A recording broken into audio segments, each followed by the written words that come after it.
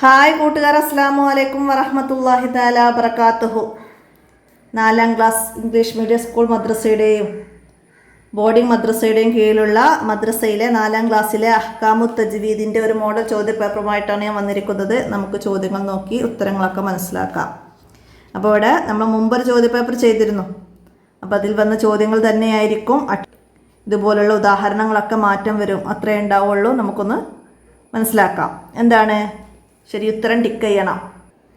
ഒന്നാമത്തെ ചോദ്യം, സാക്കിനായ മീമിനെ ഇഖ്ഫാ ചെയ്യണം. സാക്കിനായ മീമിനെ ഇഖ്ഫാ ചെയ്യണം എപ്പോഴാണ്? സാക്കിനായ മീമിന് ശേഷം ബാ വരണം. നമ്മൾ നേരത്തെ പറഞ്ഞിരുന്നു അല്ലേ, സാക്കിനായ മീമിന് ശേഷം ബാ വന്നത്. അപ്പോൾ ഇതാണ് മീമിന് ശേഷം ബാ വന്നത്. മീമിന് ശേഷം തോ വന്നാൽ ഇൽഹാറ്, മീമിന് ശേഷം മീമ് വന്നാൽ ഇദ്ഗാമാണ്. മീമിന് ശേഷം മീമ് വന്നാലും മീമിന് ശേഷം ബാ വന്നാലും ഉള്ളത് നമ്മൾ മനസ്സിലാക്കിയാൽ മതി. ബാക്കി ഏത് അക്ഷരങ്ങൾ വന്നാലും ഇൽഹാറാണ്. മീമിന് ശേഷം ബാ വന്നാൽ ഇഖ്ഫാവും, മീമിന് ശേഷം മീമ് വന്നാൽ ഇദ്ഗാമും. അത് മനസ്സിലാക്കുക. അടുത്തതാ മദ്ദുൽ അസ്ലീന്. ഉദാഹരണം, മദ്ദുൽ അസ്ലീ മദ്ദക്ഷരമായ അലിഫ് വാവ് യാ ഇത് കൊണ്ട് നീട്ടണം. അതാണ് മദ്ദുൽ അസ്ലീ. ഇവിടെ യുഅ്തീക യാ വന്നിട്ടുണ്ട്. യുഅ്തീക എന്നതാണ് മദ്ദുൽ അസ്ലീ. ബാക്കി ഇവിടെ വന്നത് ലാ അഅ്ബുദു മദ്ദക്ഷരം, അടുത്ത കലിമത്തിൽ ഹംസ വന്നു. മുൻഫസിൽ ഷിഫാഉൻ ഒരേ കലിമത്തിൽ മദ്ദക്ഷരം ഹംസയും വന്നു. മുത്തസിൽ. അപ്പോൾ അത് മനസ്സിലാക്കുക. ഇനി അടുത്ത എന്താണ്? സാക്കിനായ മീമിനെ ഇദ്ഗാം ചെയ്യണം. സാക്കിനായ മീമിനെ ഇദ്ഗാം ചെയ്യണമെങ്കിൽ മീമിന് ശേഷം മീമ് വരണം. അപ്പോൾ ഇവിടെ ഖുലൂബിഹിം മറളുൻ എന്നതാണ്. അത് ടിക്ക് ചെയ്യാം. അടുത്തതാ മദ്ദക്ഷരത്തിന് ശേഷം സുക്കൂന് വന്നു. അതായത് മദ്ദക്ഷരത്തിന് ശേഷം സുക്കൂന് വന്നതിന് ഉദാഹരണം ഇവിടുന്ന് നമ്മൾ കണ്ടെത്തണം. ഇവിടെ ജാ എന്നതിന് മദ്ദക്ഷരത്തിന് ശേഷം ഹംസയാണ് വന്നത്. അപ്പോൾ ഇവിടെ അതല്ല, സുക്കൂന് വന്നതാണ്. അപ്പോൾ ഇവിടെ ഏതാണ്? ഫീ അംരി എന്നതിൽ മദ്ദക്ഷരത്തിന് ശേഷം ഹംസ വന്നു. പിന്നെ അർ റഹീമി എന്നാണ്, പക്ഷേ ഇവിടെ മദ്ദക്ഷരമായ യാ ഉണ്ട്. ആ യാന് ശേഷം നമ്മൾ വഖഫ് കാരണം എന്ത് ചെയ്യണം? ഇവിടെ സുക്കൂന് കൊടുക്കൂലേ. അപ്പോൾ മദ്ദക്ഷരത്തിന് ശേഷം സുക്കൂന് വന്നത് ഇതാണ്. വഖഫ് കാരണം സുക്കൂന് വരും. അപ്പം അത് മനസ്സിലാക്കുക. അടുത്തതാ മദ്ദുൽ ലാസിമിന് ഉദാഹരണം. മദ്ദുൽ ലാസിമിന്. അപ്പോൾ ഇവിടെ ഈ ക്വസ്റ്റ്യൻ പേപ്പർ നമുക്ക് നോക്കുകയാണെങ്കിൽ നമുക്ക് ഹാഫ് ഇയർലി എക്സാമിൻ്റെത് നമുക്ക് പറയാൻ പറ്റില്ല. നിങ്ങൾക്ക് ടേം ആയിട്ടാണ് എക്സാം വരുന്നത്. നിങ്ങൾക്ക് ഇപ്പോൾ സെപ്റ്റംബറിൽ കഴിഞ്ഞ പിന്നെ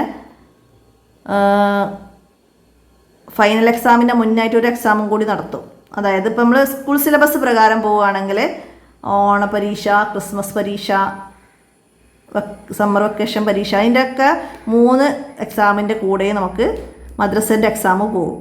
അപ്പോൾ ഇത് നമുക്ക് വരിക ക്രിസ്മസ് എക്സാമിനാണ്. ഇത്രയും ചാപ്റ്ററുകൾ മദ്ദുൽ ലാസിമൊക്കെ ഉൾപ്പെടുന്ന ചാപ്റ്റർ ഉള്ളത്. അപ്പോൾ നിങ്ങൾക്ക് ഈ ടേം 1 എക്സാമിൻ്റെ കൂടെ വരുന്നത് നമുക്ക് 8ാമത്തെ ചാപ്റ്റർ വരെയൊക്കെയാണ് വരുന്നത്. അവിടുന്ന് അങ്ങോട്ട് 10, 12 വരുന്നത് അടുത്ത എക്സാം. അപ്പോൾ എന്തായാലും ഫസ്റ്റ് മുതൽ ചോദ്യങ്ങൾ ഉണ്ടാവും. അപ്പോൾ നിങ്ങളിത് മനസ്സിലാക്കി പഠിക്കുക. അപ്പോൾ ഇവിടെ മദ്ദുൽ ലാസിമിന് ഉദാഹരണം അത്തോമത്ത് എന്നതാണ്. അത്തോമത്ത് എന്നത് മദ്ദക്ഷരത്തിന് ശേഷം സ്ഥിരമായ സുക്കൂന്, ഷദ്ദുള്ളൊരു അക്ഷരം വന്നിട്ടുണ്ട്. അപ്പോൾ അവിടെ സ്ഥിരമായ സുക്കൂന് വന്നിട്ടുണ്ട്. അപ്പോൾ അതാണ് മദ്ദക്ഷരത്തിന് ശേഷം തോ എന്ന മദ്ദക്ഷരത്തിന് ശേഷം ഷദ്ദുള്ള മീമ്, അതായത് മാ ആണ് നമ്മൾ പഠിച്ചിട്ടുണ്ട്. സുക്കൂനുള്ളൊരു മീമും ഹർക്കത്തുള്ളൊരു മീമും ചേർന്നതാണ് ഷദ്ദുള്ള മീമ്. അപ്പോൾ അവിടെ മദ്ദക്ഷരത്തിന് ശേഷം സുക്കൂന്, സ്ഥിരമായൊരു സുക്കൂന് വന്നിട്ടുണ്ട്. അതുകൊണ്ടാണ് അത് ലാസിം ആയത്. മനസ്സിലാക്കുക. അടുത്തതാ സാക്കിനായ മീമിനെ വെളിവാക്കേണ്ടത് എപ്പോഴാണ്? ഇൽഹാറാവുമ്പോഴാണ്. അപ്പോൾ ഇവിടെ മീമിന് ശേഷം ഫ വന്നാൽ ഇൽഹാറ്, മീമിന് ശേഷം ബ ഇഖ്ഫാ, മീമിന് ശേഷം മീമ് ഇദ്ഗാം. അപ്പോൾ ഇവിടെ വെളിവാക്കേണ്ടത് ഹും ഫീഹ എന്ന ഇതാണ്. അടുത്തത് ചേരുംപടി ചേർക്കാനാണ്. സാക്കിനായ മീമിന് ശേഷം ബാ വന്നാൽ ഇഖ്ഫാ. അപ്പോൾ അതിൻ്റെ സി എഴുതാ. സാക്കിനായ മീമിന് ശേഷം ഐന് വന്നാൽ ഇൽഹാറ്. അപ്പോൾ അതിൻ്റെ ഡി എഴുതാ. സാക്കിനായ മീമിന് ശേഷം മീമ് വന്നാൽ ഇദ്ആം, അപ്പം അതിൻ്റെ ഈ എഴുതി കൊടുക്കാം. അടുത്ത വേഗത്തിൽ ഖുർആൻ ഓതലാണെന്ത്? വേഗത്തിൽ ഓതലാണ് ഹദർ, അപ്പം അതിൻ്റെ ബി കൊടുക്കാം. മധ്യനിരയിൽ ഖുർആൻ ഓതലാണ് തദ്വീർ, അപ്പം അത് എയും കൊടുക്കാം. അപ്പോൾ അതൊക്കെ മനസ്സിലാക്കി പഠിക്കുക. ഇനി പൂരിപ്പിക്കാനാണ്. എന്താണ്? നിയമം പാലിക്കാതെ ഖുർആൻ ഓതിയാൽ ഖുർആനിൻ്റെ ഡാഷിന് കാരണമാകും. എന്താണ്? ഖുർആനിൻ്റെ ശാപത്തിന് കാരണമാകും. നിയമം പാലിക്കാതെ ഖുർആൻ ഓതിയാൽ ഖുർആനിൻ്റെ ശാപത്തിന് കാരണമാകും. അടുത്തത് സാക്കിനായ മീമിന് ശേഷം ഡാഷ് വന്നാൽ മീമിനെ ഇഖ്ഫാ ചെയ്യണം. എന്താണ്? അവിടെ നമുക്ക് ബാ എന്ന് എഴുതി കൊടുക്കാം. ബാ വന്നാലാണ് ഇഖ്ഫാ ചെയ്യേണ്ടത്. ഖുർആൻ പാരായണം ചെയ്യുന്നവർക്ക് ഡാഷിൽ അത് ശിപാർശ ചെയ്യും. എപ്പോഴാണ്? അന്ത്യനാളിൽ അത് ശിപാർശ ചെയ്യും. അടുത്തത് ഇൽഹാർ ചെയ്യുക എന്നാൽ ഡാഷ് ഓതുക എന്നാണ്. എന്താണ്? ഇൽഹാർ ചെയ്യുക എന്നാൽ വെളിവാക്കി ഓതുക എന്നാണ്. ഇൽഹാർ ചെയ്യുക എന്നാൽ വെളിവാക്കി ഓതുക എന്നാണ്. മനസ്സിലാക്കട്ടോ. ഇതുപോലെ ഇദ്ആം എന്നാൽ എന്താണ്? ഉന്നത്ത് ചെയ്യുക എന്നാണ്. ഇദ്ആം എന്നാൽ ഉന്നത്ത് ചെയ്യുക എന്നാണ്. പിന്നെ ഇഖ്ഫാ മറച്ചു മണിക്കലാണ്. അപ്പോൾ അത് ചോദ്യം വന്നാൽ നമുക്ക് എഴുതാൻ കഴിയണത് പോലെ കേട്ടോ. അടുത്തത് മദ്ദുൽ ലാസിമിന് ഡാഷിൻ്റെ കതിർ നീട്ടൽ നിർബന്ധമാണ്. മദ്ദുൽ ലാസിമിന് എന്താണ്? 3 അലിഫിൻ്റെ കതിർ നീട്ടൽ നിർബന്ധമാണ്. അപ്പോൾ മദ്ദുൽ ലാസിമ് 3 അലിഫിൻ്റെ കതിർ നീട്ടൽ നിർബന്ധമാണ്. മനസ്സിലാക്കുക. ഇനി അല്ലാഹു തആലയുടെ വിശുദ്ധ ഡാഷാണ് ഖുർആൻ. എന്താണ്? വിശുദ്ധ വചനങ്ങളാണ്. അല്ലാഹു തആലയുടെ വിശുദ്ധ വചനങ്ങളാണ് ഖുർആൻ. ഇനി ഒറ്റ വാക്കിൽ ഉത്തരം എഴുതാനാണ്. ഖുർആൻ പാരായണത്തിന് ഉത്തമമായ രൂപം. 3 രൂപങ്ങളുണ്ട് ഖുർആൻ പാരായണത്തിന്. അതിൽ ഉത്തമമായ രൂപം ഏതാണ്? തർത്തീലാണ്. സാവധാനം ഓതലാണ് തർത്തീൽ. അപ്പോൾ തർത്തീലെന്ന് എഴുതാം. അപ്പോൾ ഹദർ, തദ്വീർ ഒക്കെ നമ്മൾ നേരത്തെ പറഞ്ഞു. മനസ്സിലാക്കുക. ഇനി സാക്കിനായ മീമിൻ്റെ വിധികൾ എത്ര? സാക്കിനായ മീമിൻ്റെ വിധികൾ 3 ആണ്. 3 ഏതെല്ലാം എന്ന് വെച്ചാൽ ഇദ്ആം, ഇഖ്ഫാ, ഇൽഹാർ. ഇതാണ് സാക്കിനായ മീമിൻ്റെ വിധികൾ. ഇനി മദ്ദുൽ ഫർഈ എത്ര ഇനങ്ങളുണ്ട്? മദ്ദുൽ ഫർഈ 5 ഇനങ്ങളുണ്ട്. മദ് മുത്തസിൽ, മുൻഫസിൽ, ലാസിം, ആരിൽ, ലീന്. മദ് എത്ര വിധമുണ്ട്? മദ് 2 വിധമാണ്. മദ്ദുൽ അസ്ലിയും മദ്ദുൽ ഫർഈയും. മാറിപ്പോകരുത് കേട്ടോ. മദ്ദുകൾ 2 വിധം. അസ്ലി, ഫർഈ 5 ഇനങ്ങൾ. മനസ്സിലാക്കുക. ഇനി ലാ അഅ്ബുദു എന്നതിലുള്ള മദ്ദിൻ്റെ പേര്.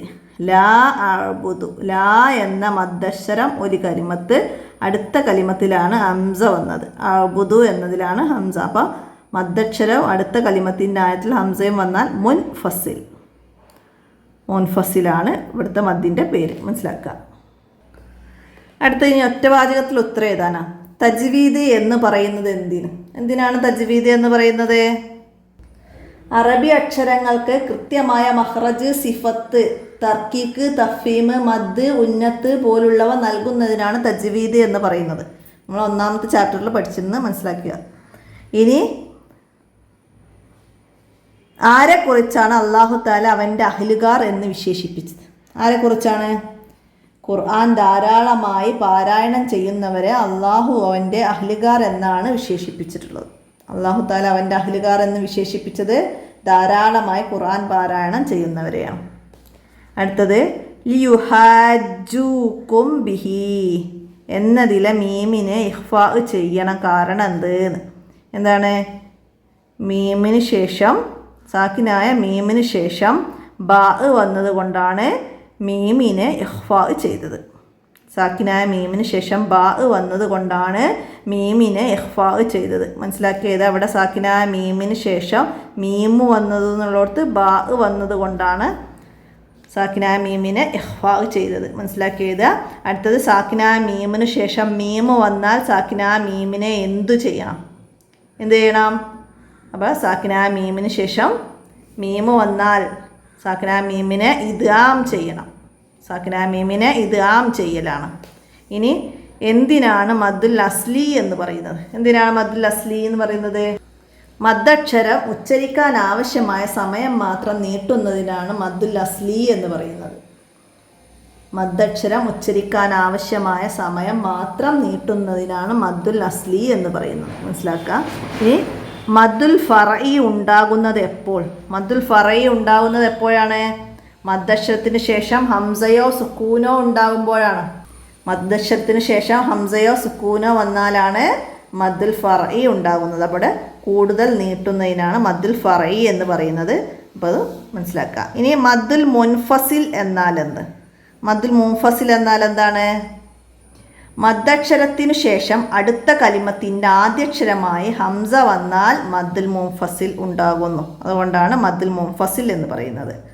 മദ്ദക്ഷരത്തിന് ശേഷം അടുത്ത കലിമത്തിൻ്റെ ആദ്യക്ഷരമായി ഹംസ വന്നാൽ ഉണ്ടാകുന്ന മദ്ദിനാണ് മദ്ദുൽ മുൻഫസിൽ എന്ന് പറയുന്നത്. ഇനി എന്താണ് മദ്ദുൽ മുത്തസിൽ? എന്താണ് മദ്ദുൽ മുത്തസിൽ? മദ്ദക്ഷരവും ഹംസയും ഒരേ പദത്തിൽ, മദ്ദക്ഷരത്തിന് ഉടനെ അതേ പദത്തിൽ ഹംസ വന്നതാണ് മദ്ദുൽ മുത്തസിൽ. എന്താണ് മദ്ദുൽ മുത്തസിൽ വെച്ചാൽ മദ്ദക്ഷരത്തിന് ഉടനെ അതേ പദത്തിൽ ഹംസ വന്നതാണ് മദ്ദുൽ മുത്തസിൽ. അടുത്തത് ഖുർആൻ പാരായണത്തെക്കുറിച്ചിട്ട് 5 വരി കുറിയാതെ എഴുതാനാണ് നമ്മളെ ഒന്നാമത്തെ പാഠം. നമ്മൾ മറ്റേ ചോദ്യപേപ്പറിൽ അത് വിശദമായിട്ട് പറയുന്നുണ്ട്. അപ്പോൾ ഒന്നാമത്തെ പാഠത്തു നിന്ന് നമുക്ക് 5 വരി കുറിയാതെ ഖുർആൻ പാരായണത്തെക്കുറിച്ച് എഴുതാൻ കഴിയണം.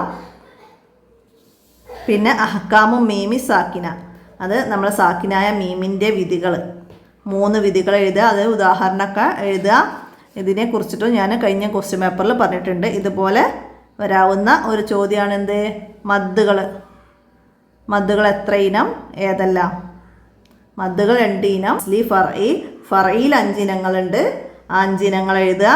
അതിനെക്കുറിച്ചൊക്കെ എഴുതാൻ കഴിയുക.